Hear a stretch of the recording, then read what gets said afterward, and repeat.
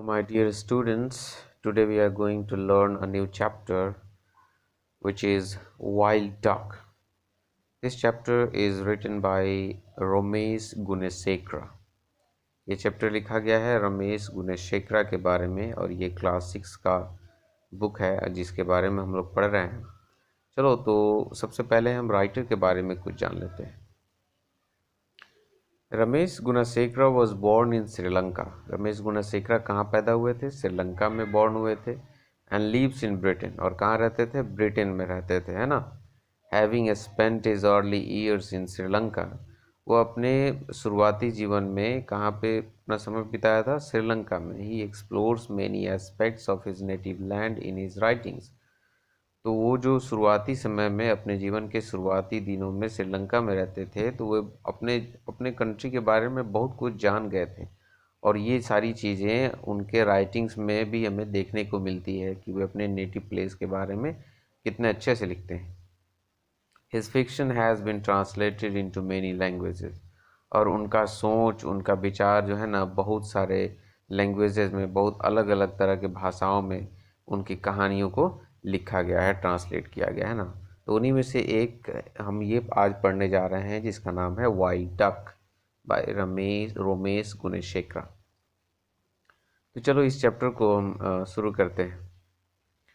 First line है हमारे पास, they will come from over there, the man pointed at a red volcanic hill. तो इस chapter में क्या होता है कि पापा और बेटे, फादर और सन क्या करते हैं?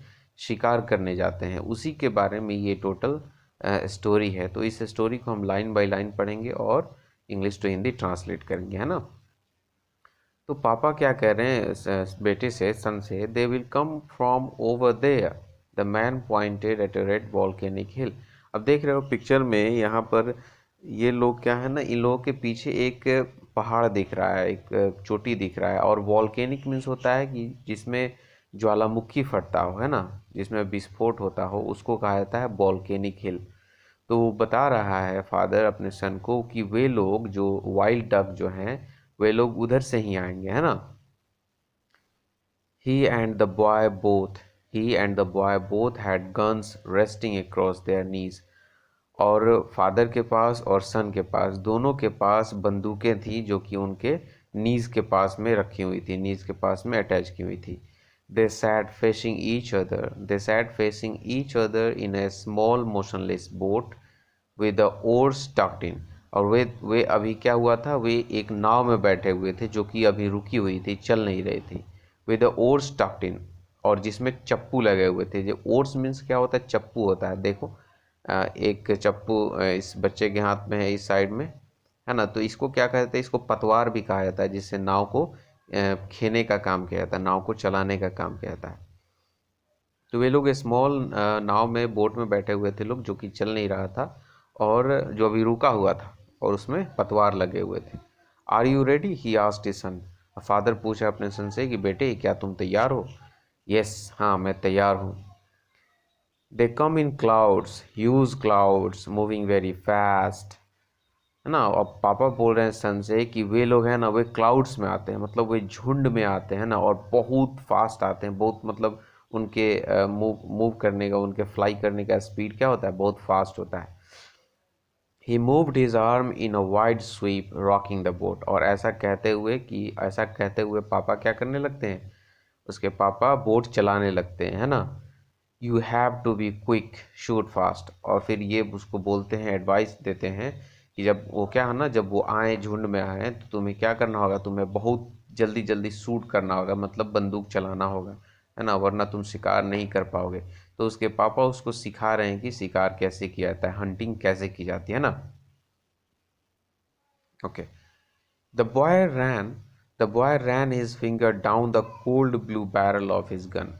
देखो कोल्ड ब्लू बैरल मतलब जो बंदूक का जो घोड़ा होता है, जिसको दबाने से बंदूक की गोली चलती है, उसको कहा जाता है कोल्ड ब्लू बैरल। तो वो क्या कह रहा है कि अपना फिंगर, बॉय जो बच्चा है, उनका बेटा है, वो अपने घोड़े पे, अपने बंदूक के घोड़े पे अपना उंगली रखता है और बंदूक चलाने की सोचता है ना। या मतलब वो क्या है ना, प्रैक्टिस कर रहा होगा Minute by minute, the light changed on the flat surface of the water.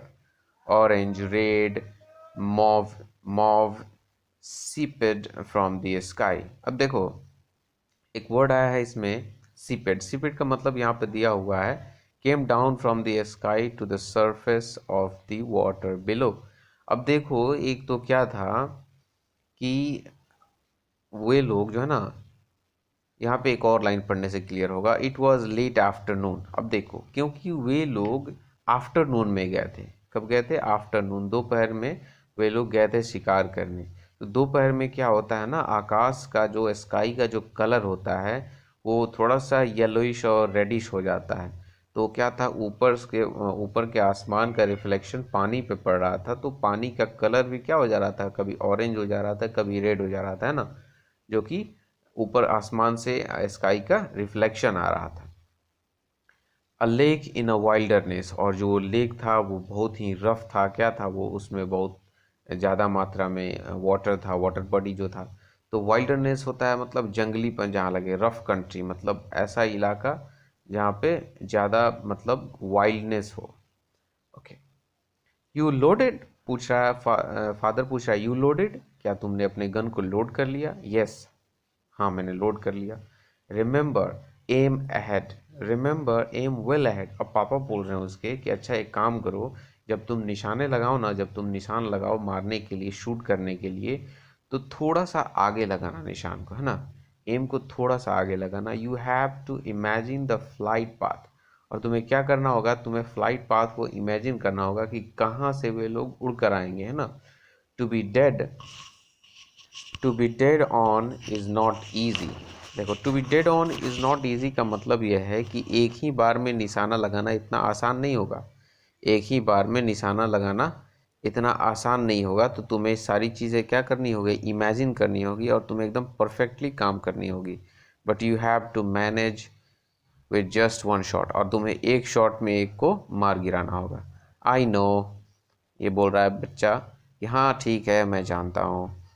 Suddenly the boy looked up, और अचानक क्या करता है कि बच्चा आसमान में ऊपर देखता है। इज दैट देम, और पापा से पूछता है कि अच्छा क्या ये वही है? Ribbon of black dots billowed out of the horizon. अब ये कह रहा है कि ये जो ये जो ब्लैक रिबन की तरह, ये जो काले पट्टी की तरह जो चीज़ दिख रहा है आसमान में, क्या ये वही है जो कि आसमान की तरफ से आ रहे हैं? The boy was spell bound. अब देखो स्पेल बाउंड का मतलब हो जाता है कि किसी चीज़ की सुंदरता को देख कर खो जाना, है ना, मंत्रमुग्ध हो जाना, है ना। तो वो जो है ना उनकी सुंदरता को देखकर, वे जो झुंड में आ रहे थे, ग्रुप में आ रहे थे, उनको देखकर ये एकदम खुश हो जाता है, एकदम खो जाता है। Breath whistled out his mouth, breath whistle out of his small round mouth, और ये देखते देखते क्या करने लगता है, और मतलब एकदम राहत भरी सांस लेने लगता है, एकदम खुश हो जाता है ना। Watching birds was his passion, चिड़ियों को देखना, बर्ड्स को देखना उसका पैशन था, उसका क्या था, उसकी हॉबी थी कि वो बर्ड्स को फ्लाई करते हुए देखे, उसे अच्छा लगता था। There must be millions, there must be millions, he exclaimed. अब वो बता रहा है कि पापा से कि ये लोग हैं ना लाखों लाख में होंगे, क्योंकि बहुत बड़े ग्रुप में वे लोग आ रहे थे। Half the sky was covered by teal, क्योंकि क्या था ना कि आधा आसमान, मतलब वे लोग जहाँ से बोटिंग कर रहे थे उसके ऊपर आधा आसमान लगभग टील से भरा हुआ था। टील मीन्स होता है वाइल्ड डक, वाइल्ड डक को टील भी कहा जाता है। तो आधा आसमान टील से, वाइल्ड डक से भरा हुआ था। Huge clouds of them banked one way, huge clouds of them banked one way, then another, changing the shape of the sky and blotting the light। अब देखो बैंकेड मीन्स होता है कि जब चिड़िया क्या होती है, जब चिड़िया उड़ते उड़ते किसी दूसरे डायरेक्शन में मुड़ती है ना, तो वो क्या करती है, अपने एक पंख को थोड़ा सा ऊपर कर लेती है और दूसरे पंख को थोड़ा सा तिरछा कर लेती है, मतलब तिरछे उड़ने को बैंकेट कहा जाता है। तो वो जो क्लाउड्स था, जो झुंड था चिड़ियों का, वो ये सारे तिरछा होकर उड़ रहे थे, मतलब अपना शेप चेंज कर रहे थे, अपना डायरेक्शन चेंज कर रहे थे। And blotting the light, blotting the light मतलब होता है सूरज की रोशनी को रोक रहे थे। अब क्यों क्या होगा कि इतने बड़े ग्रुप में अगर चिड़िया उड़ेगी तो क्या होगा, सूरज की रोशनी को वो ऑब्वियसली रोक देगी। तो सूरज की रोशनी को रोकते हुए आसमान में एक एक डायरेक्शन से दूसरे डायरेक्शन में मूव कर रहे थे। The sky depend, the water turn black, और आसमान एकदम गहरा होता गया, आसमान गहरा होता गया, पानी भी एकदम ब्लैक होता गया, क्योंकि वे काले काले जब ब्लैक ब्लैक टील जो फ्लाई कर रहे थे तो उनका रिफ्लेक्शन भी वाटर पे आ रहा था, तो वाटर भी एकदम ब्लैक दिख रहा था। Small groups broke away, diving then rising in perfect formation. अब क्या हुआ कि उसमें से स्मॉल स्मॉल ग्रुप्स डिवाइड हो गए, उसमें से जो बड़ा झुंड था उसमें से बहुत सारे स्मॉल स्मॉल ग्रुप्स डिवाइड हो गए, और फिर डाइविंग देन राइजिंग, तो फिर क्या होना, वे लोग खेलने लगे। वे लोग जो डक थे वो कभी नीचे डाइव कर रहे थे, आसमान से एकदम नीचे आ रहे थे, कभी एकदम नीचे से ऊपर जा रहे थे, है ना, और एकदम परफेक्ट फॉर्मेशन बनाकर वे ये सब कर रहे थे। Well they all land here on the lake. अब ये पूछ रहा है सन कि क्या वे सारे लोग यहीं पर लैंड करने वाले हैं, ये सारे जो टील्स जो हैं, ये सारे जो वाइल्ड डक जो हैं, ये यहीं पर लैंड करेंगे, यहीं उतरेंगे लेक में ही। They look too high, I think they are aiming for somewhere else. पापा बोल रहे हैं कि नहीं, वे लोग बहुत ऊंचे हैं, अभी वे लोग बहुत ऊंचाई पर उड़ रहे हैं, और मुझे ऐसा लग रहा है कि वे लोग यहाँ नहीं, वे लोग कहीं और उतरने के लिए सोच रहे हैं। हु डिसाइड्स, अब ये पूछ रहा है कि अच्छा ये सारी चीज़ें डिसाइड कौन करता है कि हमें कहाँ उतरना है कहाँ नहीं उतरना है ना। दे नो, पापा बोल रहे हैं कि वे सारे जानते हैं कि हमें कहाँ उतरना है कहाँ नहीं उतरना है। देन दे वेयर ओवरहेड, तभी ये सब, ये फादर एंड सन अपने आप में बात कर रहे थे, तभी वे सारे अचानक इन लोगों के सिर पे आ गए थे, मतलब इनके सिर के ऊपर फ्लाई कर रहे थे, हेड के ऊपर। The sky filled with message of birds in flight, और आसमान एकदम चिड़ियों के मैस से, चिड़ियों के गैदरनेस से एकदम भरा पड़ा था। अ फ्लरी ऑफ बर्ड कॉल्स, अब देखो अ फ्लरी ऑफ बर्ड कॉल्स ये एक ईडियम्स है, इसका मतलब होता है बहुत थोड़े समय के लिए। A flurry of bird calls, father and son looked at each other, थोड़े समय के लिए, थोड़ी देर के लिए, मतलब क्षण भर के लिए फादर और सन एक दूसरे को देखते हैं और बोलते हैं हेयर गोज, अब चलो चलो शूट करो। The man undid his safety catch and started firing, throwing buck shots at the sky. अब देखो, the man undid his safety catch, बंदूक में क्या होता है, एक सेफ्टी कैच होता है कि गलती से बंदूक चल न जाए, तो इसके लिए वो सेफ्टी कैच लगाया रहता है। लेकिन जब आपको खुद से पर्पस से ये चलाना होता है बंदूक, तब आप क्या करते हो, उस सेफ्टी कैच को हटा देते हो। तो क्या किया उसके फादर ने, सेफ्टी कैच को हटाया और फायर करना शुरू कर दिया। Throwing buck shots at the sky, buck shots में होता है बंदूक का छर्रा, गोली का छर्रा, तो गोली के छर्रा को आसमान में दागना शुरू कर दिया। द एक्सप्लोजन सुक द बोट, और जो एक्सप्लोजन हो रहा था, बंदूक की आवाज़ जो हो रही थी, उससे क्या हुआ, बोट हिलने लगा। क्या हुआ, बोट हिलने लगा। द लेक रिपल्ड, और जो लेक था जिसमें वे लोग बोटिंग कर रहे थे, वो उसमें क्या लहरें आने लगी, उसमें लहरें आने लगी। जब बोट हिलेगा तो जाहिर सी बात है कि उसमें लहर आएगा, है ना। He pumped the gun empty. He pumped the gun empty. Too high. They are flying much too high. अब ये क्या किया कि लगातार गोली चलाता गया, गोली चलाता गया, और पूरा बंदूक खाली हो गया उसका, है ना। और फिर ये बोला कि वे लोग बहुत ऊंचाई पर उड़ रहे हैं, है ना, बहुत ऊंचाई पे उड़ रहे हैं।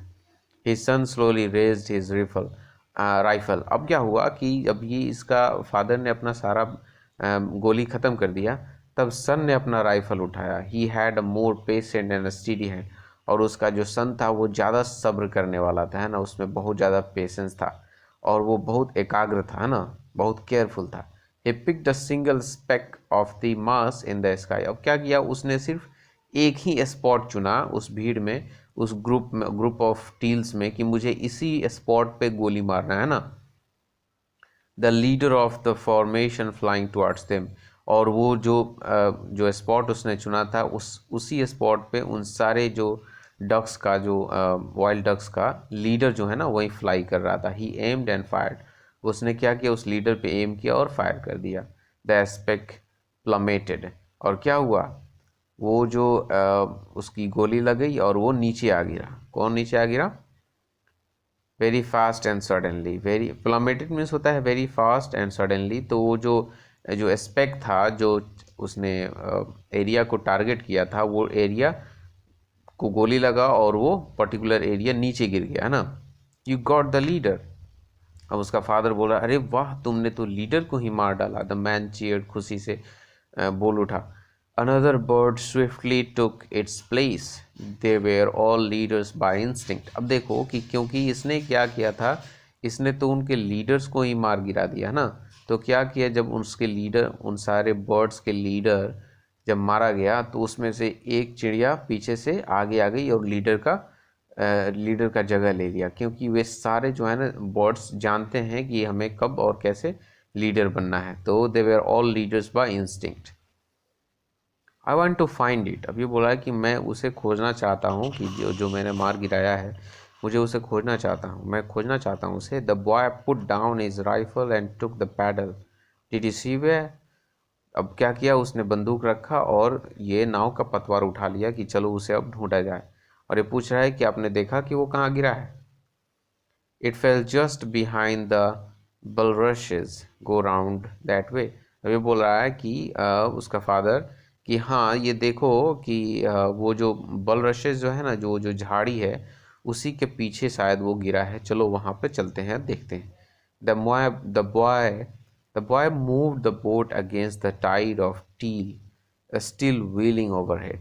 तो क्या किया, अब वो जो उन लोग के सिर के ऊपर, उनके हेड के ऊपर जो टील्स थे, जो वाइल्ड डक्स थे जो फ्लाई कर रहे थे, उनके अगेंस्ट डायरेक्शन में अब ये जाना शुरू कर दिया। His arms trembled as he pulled the paddle through the black water. अब क्या हुआ, इसके हाथ कांपने लगे थे, इसके हाथ कांपने लगे थे जैसे ही वो पतवार को खेना शुरू किया, और उस वाटर के थ्रू, उस ब्लैक वाटर के थ्रू, है ना। I think I can see it, he sad leaning forward. अब ये बोल रहा है कि अच्छा, अब मुझे शायद दिख रहा है कि वो जो डक गिरा हुआ था, जिसे गोली लगी हुई थी, वो शायद मुझे दिख रहा है। आगे झुकते हुए देखकर बोल रहा है, there was a lump floating on the water. There was a lump. अब देखो, लम्प मिस होता है किसी चीज़ का गठरी होता है, या किसी चीज़ को एकत्र करके एक जगह रखा जाता है ना, तो उसको कहा जाता है लम्प। तो एक किसी चीज़ का एक बंडल टाइप का चीज़ वाटर पे फ्लोट कर रहा था, है ना, एक लम्प फ्लोट कर रहा था। और अब ब्रोकन विंग, और वो क्या था, एक टूटा हुआ पंख था टील का, है ना, वाइल्ड डक का टूटा हुआ पंख था। Pointing at the sky like the ragged sail of a toy. और वो न खिलौना जहाज की तरह दिख रहा था, जो कि आसमान की तरफ इशारा कर रहा हो। The boy lifted the paddle the boy lifted the paddle and they glided up to it ना। लिफ्टेड द पैडल, वो क्या किया, अपना पैडल उठाया और glided up to it. He bent over the side and scooped it up. वो झुका, अपने नाव से झुका और उसे उठा लिया। क्या किया, उसे उठा लिया। Well done, the man said. अब ये उसके फादर बोल रहे हैं कि बहुत अच्छा बेटे, शाबाश। His son was silent. लेकिन क्या था, उसके जो बेटा था जिसने उसे मार गिराया था, वो एकदम चुप था। The duck was big helpless. Duck तो बड़ा था लेकिन हेल्पलेस था, एकदम मजबूर था। Touching his soft feathers and it thin bony neck, the boy looked frightened at what he had done. अब उसके क्या था, सॉफ्ट फेदर्स को, उसके कोमल कोमल कोमल उसके फेदर्स को, उसके रोए को छूते हुए, उसके बोनी नेक मतलब उसके गर्दन को छूते हुए बच्चा देख रहा था, और एकदम डरा हुआ सा, सहमा हुआ था। Then the duck lifted up his head. तभी क्या किया, डक ने अपने हेड को थोड़ा सा ऊपर उठाया। उसे लग रहा था कि ये डक अब मर चुका है, डेथ कर गया है। लेकिन तभी क्या किया, सडनली उस डक ने अपना हेड थोड़ा सा ऊपर किया। Look, it's not dead. अब ये बोला कि, और वो खुश हो गया, बोला कि अच्छा देखो देखो, ये तो अभी मरा नहीं है, ये तो अभी जिंदा है। The blood seem to flow again in the boy's arm. तभी लगा उसे कि हाँ, अब उसके जान में जान आई, बस बच्चे के जान में जान आई कि हाँ चलो, ये मरा नहीं है, मुझसे गलती ज़्यादा नहीं हुई है। एक तो गलती कर चुका उसे मारने का, लेकिन वो सोच रहा था कि अगर ये मर गया होगा तो शायद वो खुद को माफ़ नहीं करता। तभी उसने देखा कि हाँ, ये तो अभी ज़िंदा है। तब उसके सांस में सांस आई। ही ब्रीद इन रिलीफ। उसके सांस में सांस आई। The duck look blank. और क्या था कि वो जो डक था ना, एकदम बेहोश दिख रहा था ना, सिर्फ थोड़ा अपने सिर को हिला रहा था। The boy stroked his head, I want to go home. तो बच्चे ने उसके सर पे थपकी दी थोड़ा सा और बोला कि अब मुझे चलना है, घर चलना है ना, मुझे घर चलना है। You will have to look after it. अब देखो उसके पापा बोल रहे हैं कि अच्छा जब तुमको घर चलना है और इसको लेकर चलना है तो ये जिंदा है, थोड़ा अभी तुमको क्या करना पड़ेगा, इसका बहुत देखभाल करना पड़ेगा ना, तुम्हें इसकी केयर करनी होगी। I know I want to. अब ये उसका सन बोल रहा है कि हाँ ठीक है, मैं मुझे पता है और मैं इसकी केयर करना चाहता हूँ, है ना, मैं इसकी देखभाल करना चाहता हूँ। देखो ये यहाँ पे वहाँ से घर पे लेकर आया है, उसे खिलाना सिखा रहा है। Okay. At home the boy bandage the wing and learn to feed the maimed duck. देखो मैमेट डक मीन्स होता है वैसा डक जो कि बीमार हो, बहुत सीवियरली बीमार। देखो यहाँ पे लिखा हुआ है injured so severely that a part of his body no longer worked as it should be. मतलब कि वैसा बीमार डक जिसका बॉडी पार्ट सही से काम नहीं कर रहा हो। तो वो उसके ये पंख को जहाँ पे गोली लगी हुई थी उसको क्या किया, बैंडेज किया और उसे खिलाना सिखाया, खाना खिलाना सिखा रहा था। He spent hours watching it waddle about the backyard। और यह ना वो घंटों घंटों उसे टहलते टहलते टहलते हुए देखा करता था, है ना। वैडलिंग मीन्स होता है टहलना, घूमना फिरना। देखो यहाँ पे लिखा हुआ waddle means walk with the short steps, छोटे छोटे डग भरना, है ना। तो उसको टहलते हुए देखता रहता था घंटों घंटों बैकयार्ड्स में। Sometimes it would stretch its neck and try to flap its lopsided wings, but it could never fly again। कभी कभी वो जो वाइल्ड डक जो था, वो टील जो था, अपने नेक को स्ट्रेच करता था और अपने पंख को फड़फड़ाने की कोशिश करता था उड़ने के लिए, लेकिन वो कभी उड़ नहीं सका, है ना। One day the man asked his son where is the gun. एक दिन अब उसके फादर ने पूछा उसके सन से कि गन कहाँ है, मेरा गन कहाँ है। I threw it away he said defiantly. अब है ना वो एकदम गुस्से में बोल रहा है, धमकी देते हुए बोल रहा है उसका बेटा कि मैंने तो गन को फेंक दिया। अब ये बोला यू व्हाट, क्या किया आपने, गन को फेंक दिया। देखो यू व्हाट एक एक्सप्रेशन है कि जब किसी को कोई बात अच्छा नहीं लगता तो बोलता है यू व्हाट, क्या कर दिया तुमने, व्हाट हैव यू डन, ना कि मतलब क्या कर दिया तुमने। आस्क्ड द मैन, उसने गुस्से में पूछा। Shocked as a son's defiance, और अपने बेटे के, अपने सन के इस बिहेवियर पर, इस धमकी भरे आवाज़ को देखकर वो एकदम शॉक था। It was mine, you gave it to me. वो बोल रहा है कि वो मेरा था, आपने वो मुझे दिया था तो मैंने फेंक दिया। But it didn't kill your duck. Sorry ये बोल रहा है कि इट वॉज माइन, फादर बोल रहा है कि वो गन मेरा था, है ना, ये वो गन मेरा था, तुम वो मुझे दे देते, फेंका क्यों। But it didn't kill your duck, it gave you your duck, कि इस बंदूक ने तो तुम्हारे डक को मारा भी नहीं, इसने तो बचा लिया। इट मेड मी शिक, अभी बोल रहा है कि नहीं ये मुझे बार बार उस इंसिडेंट की याद दिला रहा था, इसलिए मैंने उसे फेंक दिया। The man felt the blood pumping in his head. तभी उसके फादर को भी ये रियलाइज़ हुआ कि हाँ ये अच्छी बात नहीं है कि किसी मासूम को मारा जाए अपने शौक के लिए, अपने पैसन के लिए। And then he was filled with a sense of piece.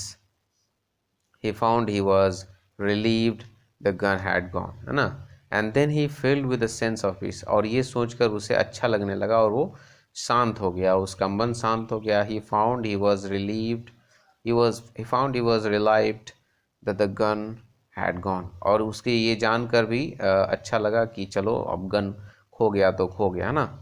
अब वो ये सब नहीं करना चाहता था, उसने उसके सन ने उसको क्या किया, एक लेसन सिखा दिया। तो यहाँ पर ये चैप्टर हो जाता है कंप्लीट, और ये कुछ सामने एक्सरसाइज हैं जो कि टिक आउट किया हुआ ऑलरेडी।